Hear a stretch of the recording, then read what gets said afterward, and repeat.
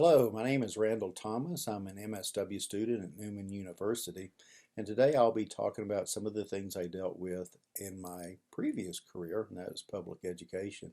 And it's the topic of school bullying and how it creates trauma in the lives of individuals, and sometimes that trauma lasts an entire lifetime.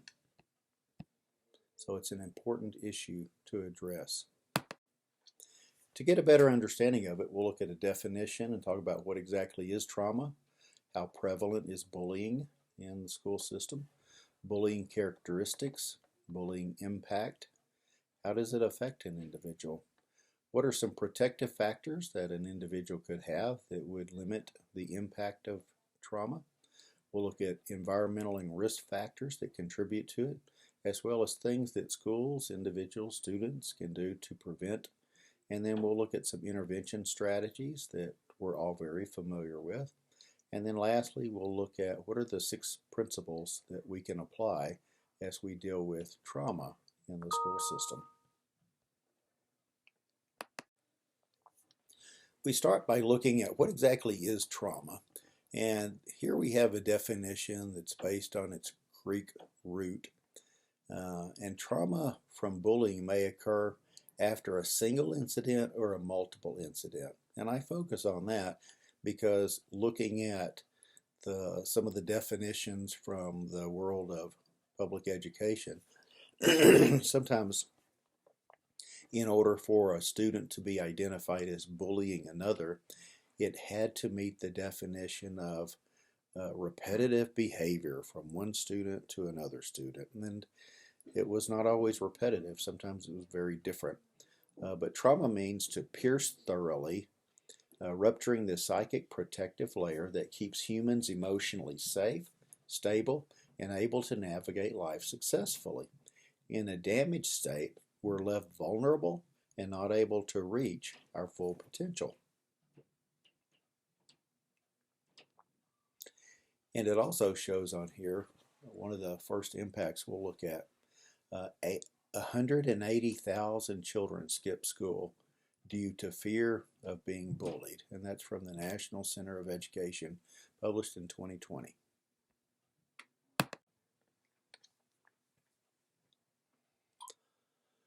What is the prevalence of school bullying? You know, numbers tell a little bit, but it's only reported information. Typically, we know that things are higher than the reports reveal.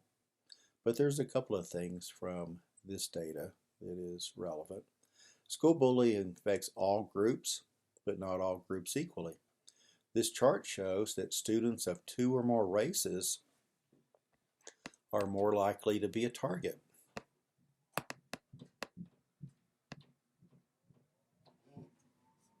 The middle of the chart indicates that as kids get older and probably are maturing more and developing more social skills, that the prevalence of bullying actually decreases. And then it also shows that for students in a rural setting, they probably experience a larger percentage of bullying, of trauma, than their counterparts in an urban setting.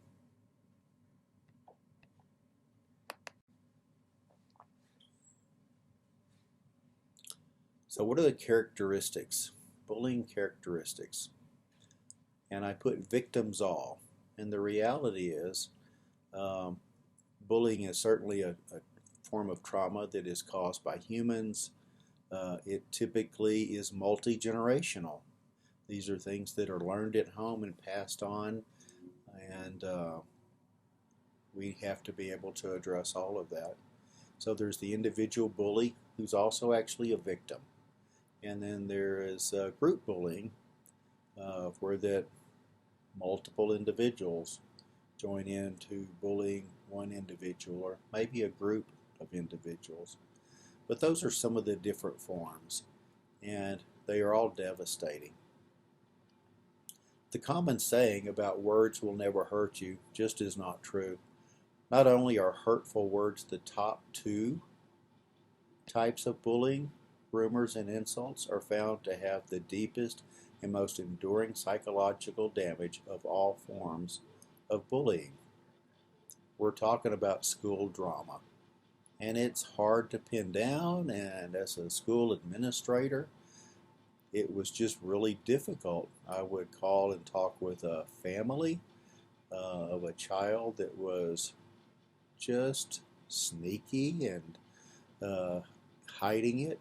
And because it's multi-generational, I was always cognizant of the fact that I'm probably talking to someone who taught this student of mine exactly how to treat other people in a way that is emotionally hurtful.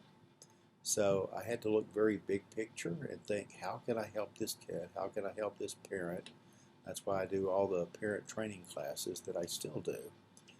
But those are the issues that I was always thinking about when trying to address this and trying to restore the relationship between the bully and the other person.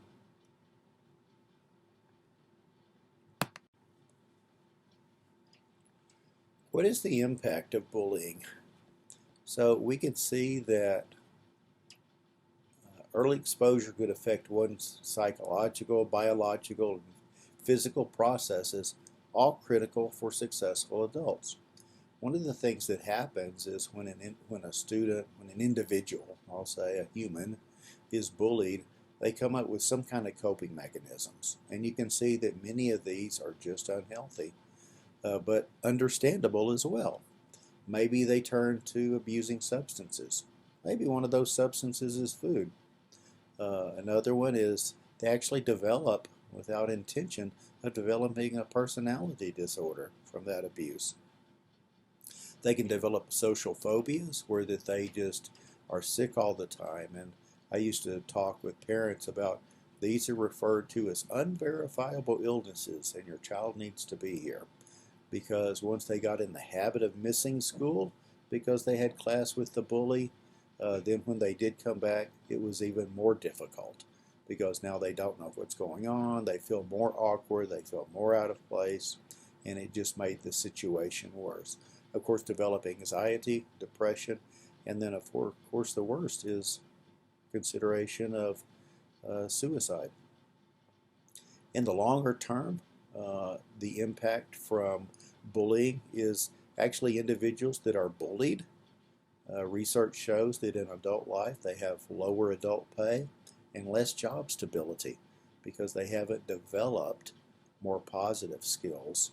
Instead, they've developed these negative ones. So if you're an employee but you have a substance use or a personality disorder or social phobia or you have anxiety, certainly that's going to impact your employability and your success. Over on the other side, emotional responses. What are the emotions that an individual experiences when they're being bullied once or repetitively? Feeling of hopelessness.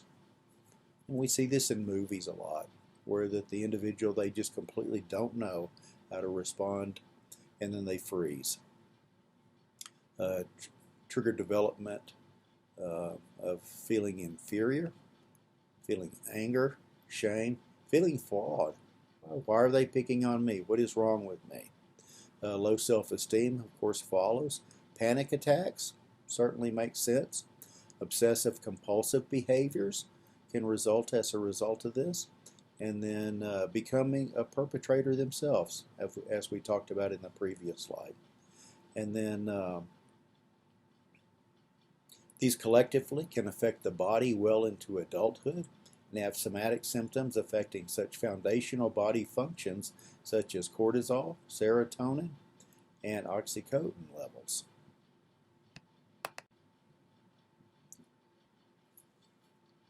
There are things that we know are protective factors. School climate is a contributing factor in student behavior. Overall, what the school feels like, it's just like our homes. Sometimes our homes feel chaotic and it impacts everyone. It even impacts the pets. They can pick up on that. So school climate can be a protective factor when it is positive. School educators, families, and students and peers should be involved in building a safe, supportive, and inclusive school environment. For teachers, they just have to be modeling this and very cognizant of it all the time. School and their staff have an ever greater load of shaping individual children, the student culture, and the school climate, collectively managing the herd while teaching math or teaching English or science is the role of educators. So do we use math to teach social skills, or do we use social skills to teach math? And the answer is yes, we do both of those. There are some universal education approaches that can contribute to this climate building effort. Social emotional curriculum early in school. We want kids to be learning these and embedding these in their thinking and their behavior early in life so that it becomes a habit. Teach strategies to identify and respond to negative situations. And there's different curriculums that we've used where that it literally has scenarios where they walk through it, and sometimes they feel dated, but the skills are still solid. They still model for the kids. Hey, this will happen to you. Someone's going to offer you drugs. Someone's going to call you a wimp for not using it. How are you going to respond? And we literally give them scripts that they use and teach them how to say it and walk away. Say it and walk away. One of the things I always taught them was, I very seldom got in trouble at places where I wasn't any longer. And I referred to that as foot therapy. So foot therapy means if I was being bullied or uncomfortable, or I saw that other kids were doing stuff that I thought, that's not going to turn out well, foot therapy meant that I used my feet to move away from there, get away from there. Then I wouldn't be part of it. Teaching kids how to do that. Conflict resolution skills, another one that social workers, school counselors, teachers, parents, and each other, classmates can teach. Interpersonal skills, just how to get along and have empathy and care. And distress coping skills. Some of that just has to do with building up tolerance of, yep, I'm uncomfortable, I don't feel good about that, but we can teach kids it's okay to be uncomfortable. And here are some of the things, whether it's breathing techniques, mindfulness, lots of different things that we're able to use. And then social justice, making sure that the system that deals with these is fair for everyone and that it's logical, makes sense, and well thought out. We never want to levy a consequence that we're going to later regret.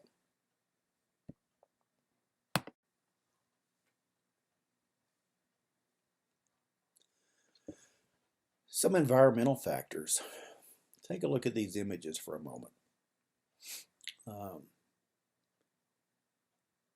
Who are the victims? Describe the victims of common bullying.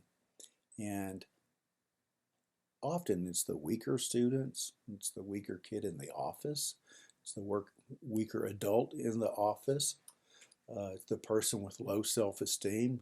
They just look like a target and they become a target. In reality, bullies also are a victim. We'll talk about that. Who would a child living in dysfunction at home target while at school? Why would they do that? Well, often it's learned behavior. They got it from their family. They lack emotional regulation skills. They lack awareness of other possible and more positive patterns of behavior. Maybe it's because of anger and their own low self-esteem.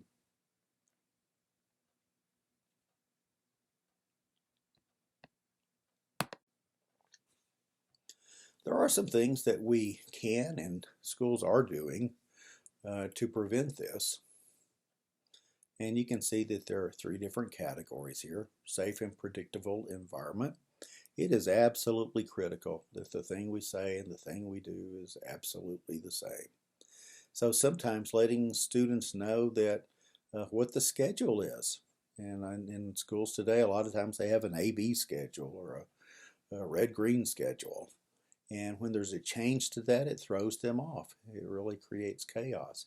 So doing everything that we can so that students know what to expect and how it's going to be and what it's going to be. And we let them know like the week ahead of time and then the day ahead of time. so that they're prepared, and when they walk in the classroom or they walk in the building, the thing that they envisioned is going to happen is actually what they experience. Relationship building is that foundation of everything that we do as people. Talking with kids, greeting them at the door, using their name. One of the love and logic strategies that I use and teach is just called I Notice. And so I would teach teachers that if there's a kid you're struggling with or not connecting with, spend the next week and make a list of things that you notice about them. Don't say anything to them, and it has nothing to do with academics. And then once you have that list, make a point for the next month, at least twice a week, to say, hey, I noticed you really like those black boots. Hey, I noticed that you're a pretty good drawer. I noticed some of the drawings that you have on your work that you turn in. Hey, I noticed that you're a really good friend. So it's not academic based. It's just things about them as an individual. So we do all of those things to build that relationship so that they trust us, they feel safe, and maybe they're more willing to allow us to help them with a variety of things: home-based, school-based, social-based. And then collectively, everything we're talking about here is self-regulation. So without students developing self-regulation, none of the other two columns are really going to make a big difference. So we want to be preventive as much as possible. It takes a lot less energy, less emotion to be preventative than reactive. No matter how good we are at implementing our universal interventions, we do know that there's still going to be times that individuals need more focused support. So our foundation, and we use these as clinicians all the time, cognitive behavior therapy, which targets looking at the person's thoughts, their feelings, their behavior. And this applies both for the victim as well as for the bully. So we use CBT to address those, adding mindfulness and group sessions to CBT. We end up with DBT. And again, those are proven to be very, very effective for both of these populations. And then when we look specifically at the bully, and incidentally, the bully did not ask to experience adverse childhood experiences. Those are just things they were born into. They learned, like all kids do, from that environment. And unfortunately, it's all they know for some of them. I think of some of the students that I was in high school with, and the bullies experienced this. And I feel really bad about some of them because I didn't. Adverse childhood experiences lead to heightened emotional responses. They're elevated. They're in fight or flight all the time. And because of that, they end up being bullies. But as a bully, one of the things we realize is they look intimidating, but they're dealing with severe depression, anxiety, and a lot of times they're also involved in self-harm.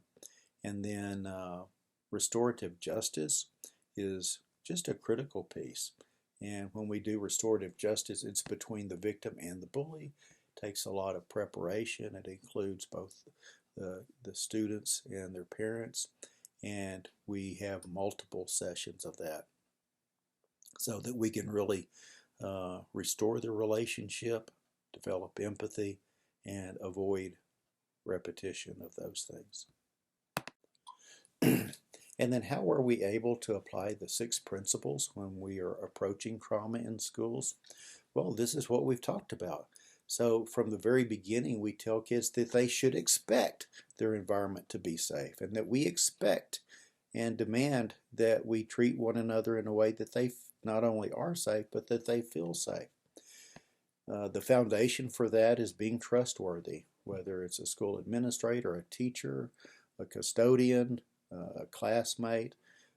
It is just absolutely critical that we are transparent and trustworthy, and that we behave in such a manner that kids can relax around us because they know who we are, what we stand for, what our principles are, and what to expect from us. And it's not only with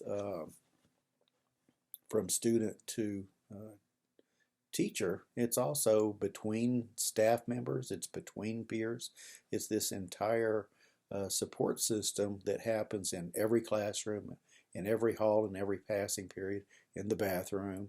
Lots goes on in the bathrooms. And in order to do the best job possible, I always taught my parents that there's no way that I can do the best job for your child unless you are my true partner. And I actually created something about 10 years ago that I called the Hope Academy, which I'm creating an LLC for now. But it stood for Helping Our Parents Excel. And when parents were my true partners, we could get a lot of good things done. And then teaching students as well as parents and staff members, use your voice. Don't just sit back. Almost everything that you ignore, you're going to regret that you ignored it. I'd much rather hear about things sooner rather than later. And then as we're implementing all of those, we had to make sure that everything was sensitive to the culture of that individual family, of that group of kids, of that grade level. Every cohort, has its own personality. So we had to consider all of those things as we were implementing, whether it was preventative or whether it was reactive and mitigative. So today we have talked about school-based trauma from bullying, and that there are things that we can do to prevent it, and there are things we can do to respond to it. And when we do those things successfully, we can help to avoid those long-term negative impacts that we've talked about. And here are some of the sources. Many of them came from the internet, but I bet there's at least some of them that you probably have a hard copy of and can look up the same information yourself. Thank you.